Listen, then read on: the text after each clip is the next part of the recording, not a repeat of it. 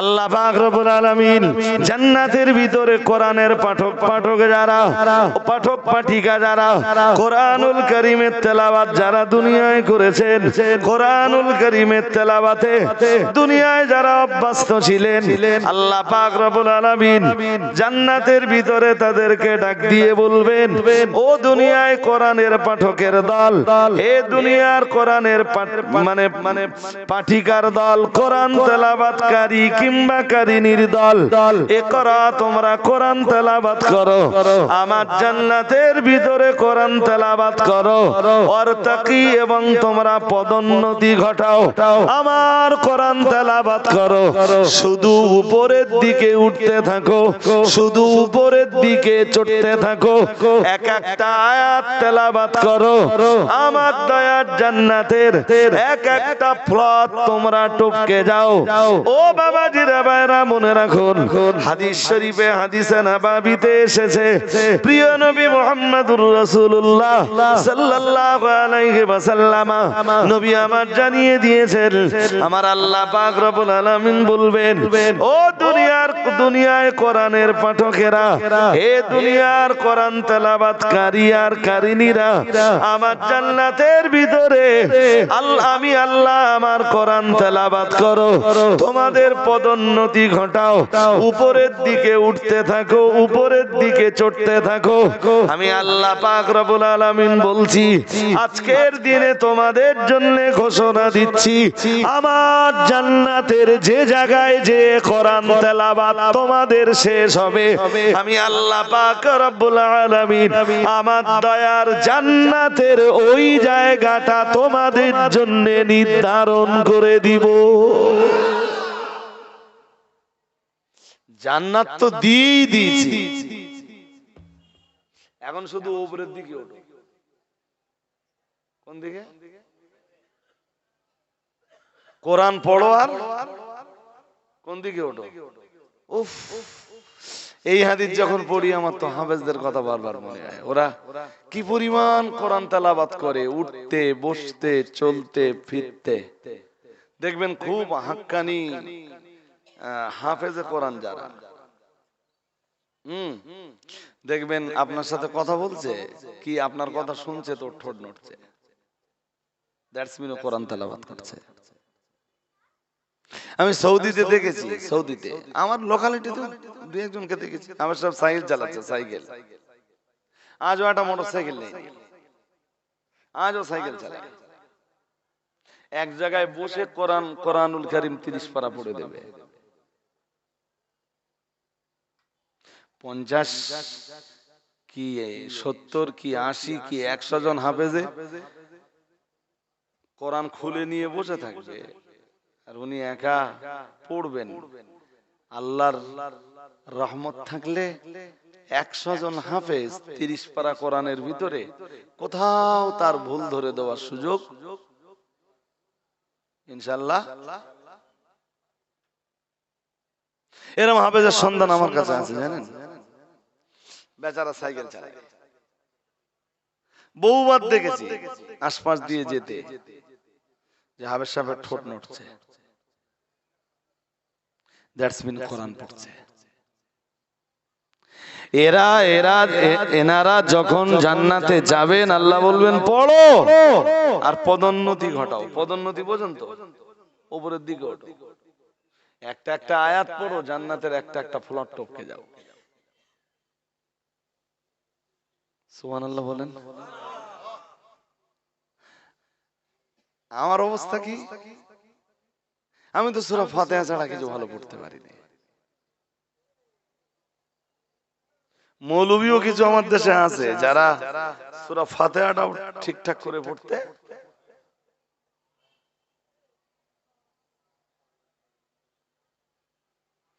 লজ্জায় লজ্জায় মাথাটা একদম নিচু হয়ে যায়। এরাই জাতিরে কোরআন শেখাবে, এদের কথায় আমার কমিউনিটি উদ্বুদ্ধ হবে।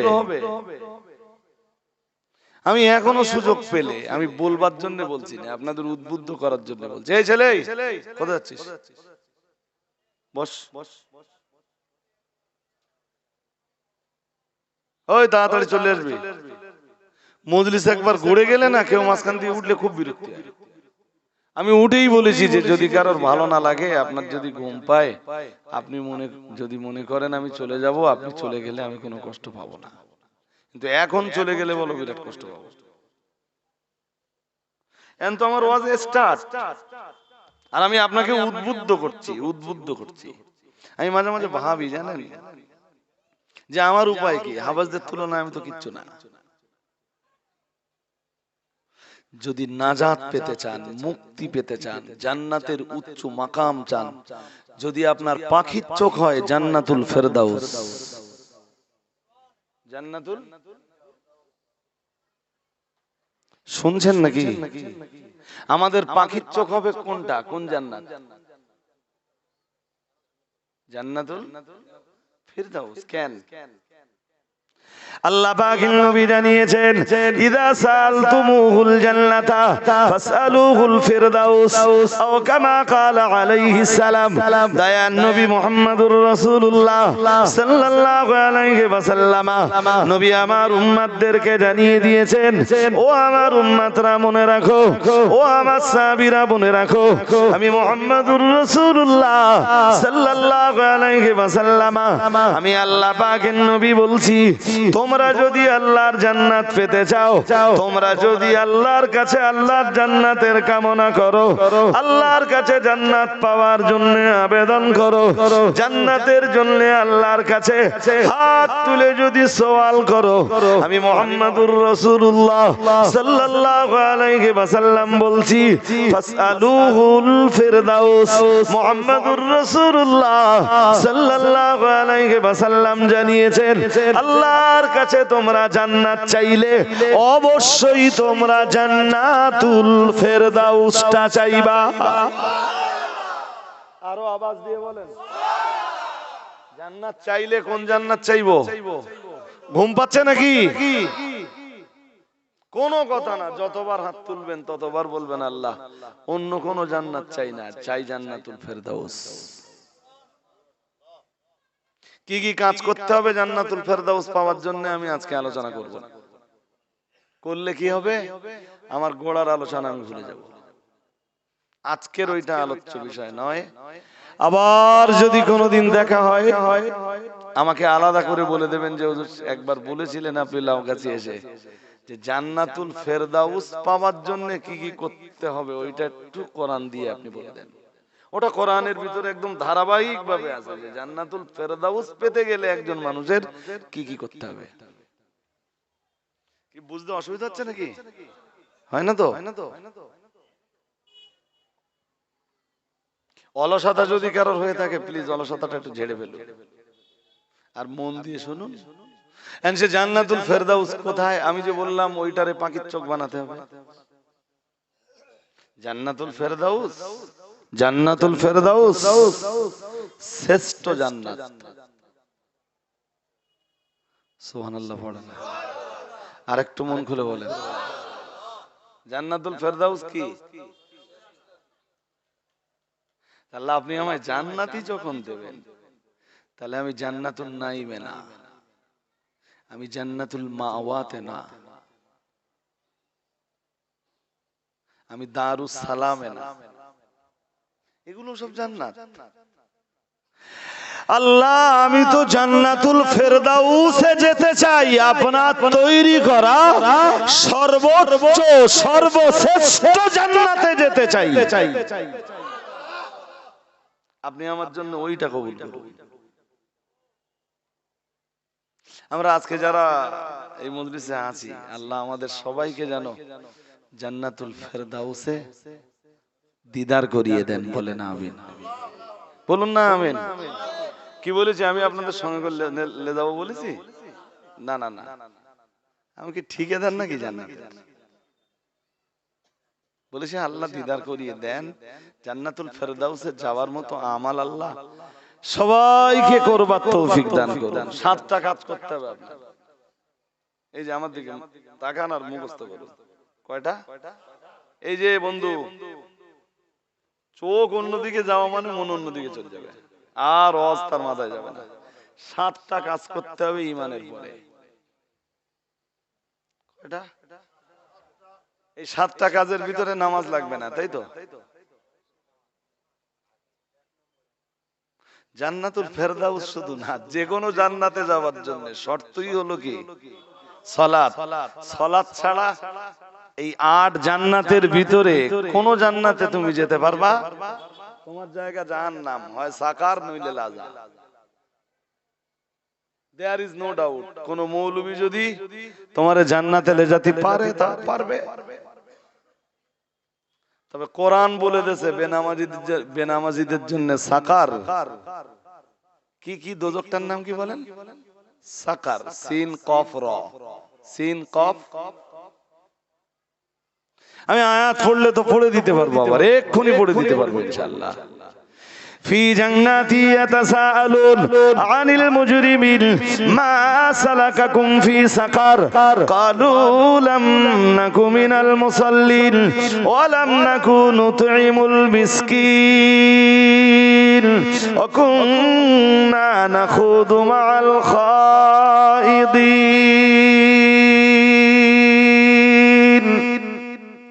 সূরা মুদ্দাসসির পড়ে দেখবেন 29 পারা, এই সূরার ভিতরে সাকারের আলোচনা আছে।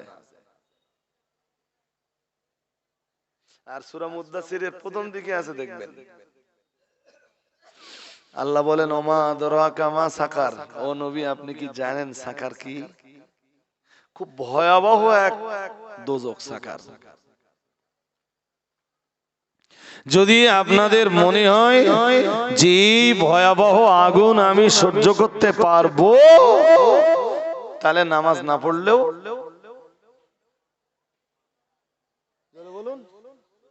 হ্যাঁ, আপনার যদি বিশ্বাস হয় যে আমি সহ্য করতে পারবো, পারবানি, অসুবিধা হবে না, হুজুর আমার সহন ক্ষমতা অনেক বেশি, তাহলে আপনি নামাজ না পড়লেও কি করে বলি তাও চলবে, তাও তো বলতে পারতেন না। আর এক দোজখ আছে বেনামাজিদের জন্য, খুব ভয়াবহ। এই যে লাগলেই চামড়া ভুনা হয়ে যাবে। ভুনা বোঝেন? কথা বলে না। চামড়া গোশত সব এক মুহূর্তের ভিতরে ভুনা হয়ে যাবে, আগুন লাগা মাত্রই ভুনা। তার নাম লাযা। কাল্লা ইন্নাহা লাযা নাসসাআতান লিশ-শাওয়া তাদউ মান আদবারা ওয়া তাওয়াল্লা ওয়া জামাআ ফাআওয়া। সব তো কোরআনের আয়াত। সবচেয়ে আমাদের বিপদটা কোথায় বলুন তো? বলে ফেলুন। আমাদের বিপদ এইটা যে আমরা অজনসিয়াতের মজলিসে বসে কোরআন সুন্নাহের কোনো আলোচনাই শুনি না।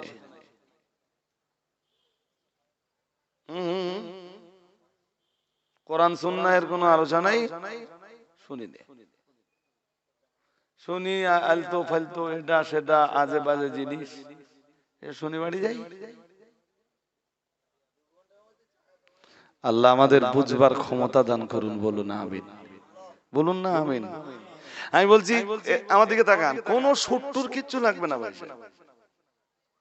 যে হুজুর দেখবেন কোরআন দিয়ে আলোচনা করছে, আপনি মজলিসে বসে পড়ুন।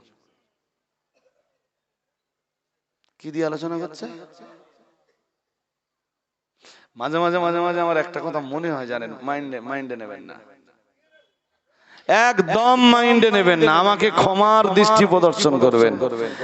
আমার মাঝে মাঝে মনে হয় যে ফুরফুরা শরীফের দাদা হুজুর কেবলাকে যদি আল্লাহ বাংলায় না পাঠাতেন, তাহলে আমার দেশের হুজুররা কি ওয়াজ করত।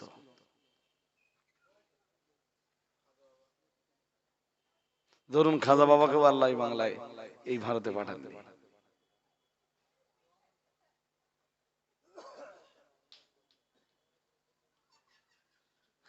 দাদা হুজুর কেবলার জীবন চরিত্র খারাপ না তো, ভালো, বেশক ভালো,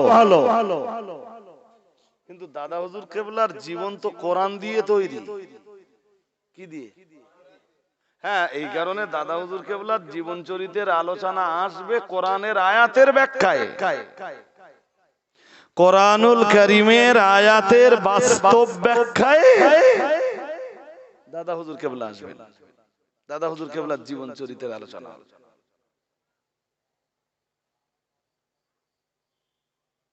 ওলিয়া উলিয়াদের জীবন চরিত্র খারাপ না, নিশ্চয়ই ভালো, কিন্তু কোরআনের চাইতে ভালো। কিসের চাইতে ভালো না? জোর করে বলুন। কোরআনের চাইতে ভালো না। ওলিয়া উলিয়াদের জীবন চরিত্রের আলাপ আলোচনা অজনসিয়াতের মজলিসের ভিতরে অবশ্যই আলোচনায় আসবে। সেগুলো সব কোরআনের আয়াতের ব্যাখ্যায়, কোরআনের আয়াতের বাস্তব ব্যাখ্যা দেওয়ার জন্য ওইগুলো তুলে ধরতে হবে। যে কোরআনের বক্তব্যেই ফুরফুরা শরীফের দাদা হুজুর কেবলার আদর্শ ছিল এই, তিনি তার জীবনটা কোরআন দিয়ে তৈরি করেছিলেন। আর একটু মন খুলে বলুন, আমারে যদি আপনি 2 ঘন্টা দাদা হুজুর কেবলার জীবনী বলতে দেন, তা আমি কোরআন হাদিস দিয়ে ইনশাআল্লাহ দাদা পীর সাহেব কেবলার জীবন আদর্শকে মিলিয়ে দিতে পারবো। কেন পারবো না? কিন্তু খুব লজ্জা লাগে ভাই। কখন জানেন? কে আবার বসে রয়েছে, কে আবার সমালোচনা করবে, কে পর্যালোচনা করবে, আমি জানি না। নবী মুহাম্মদুর রাসূলুল্লাহ সাল্লাল্লাহু আলাইহি ওয়াসাল্লামের চরিত্রের ব্যাপারে যেদিন আম্মাজান আয়েশাকে জিজ্ঞেস করা হয়েছিল যে আম্মাজান আমাদের নবীর চরিত্র কেমন ছিল, আম্মাজান আয়েশা তার জবাব দিয়ে বলেছিলেন কানা খুলুকুহুল কোরআন, সমগ্র কোরআনুল কারীমটাই হলো আমার নবীর আদর্শ। আর একটু মন খুলে বলেন, নবীর জীবনটাই কোরআন দিয়ে বাঁধা। কি দিয়ে বাঁধা? কোরআন দিয়ে বাঁধা। কেউ যদি কোরআনের বিরোধিতা করে সে তো ওলি হতে, দ্যাটস ইম্পসিবল। কেউ কোরআনের আয়াতের অস্বীকার করে আর বিরোধিতা করে কখনো বেলায়েতের দরজা পেতে পারে না। আমার আফসোস কোন যায় বলেন তো, যে 2 ঘন্টা রোজে 2 ঘন্টাই খাজা আজমিরি সারহান্দির জীবনী আলোচনা করতে করতে 2 ঘন্টা শেষ। একটা আয়াত কোরআনুল কারীমের একটা আয়াতও সেখানে জায়গা পেল না।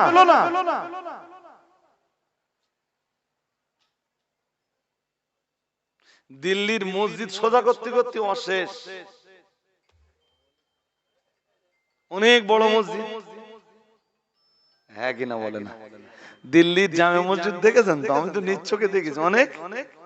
হ্যাঁ, তা এত বড় মসজিদ সোজা করতে তো ওদের একটু সময় দিতেই হবে, তো করার নেই। হ্যাঁ, আমি অস্বীকার করছি না ভাই, কিন্তু এই নসিহত কি জনগণের জন্য কোরআন সুন্নাহকে চাইতেও বেশি মূল্যবান?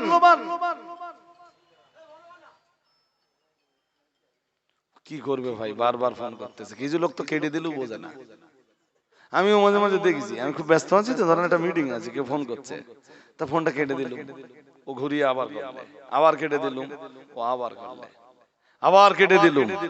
একটা ফোন একদিন 6 বার কেটে দিছি, 7 বারের মাথায় আবার করেছিলাম, না ধরে আর পারলাম না।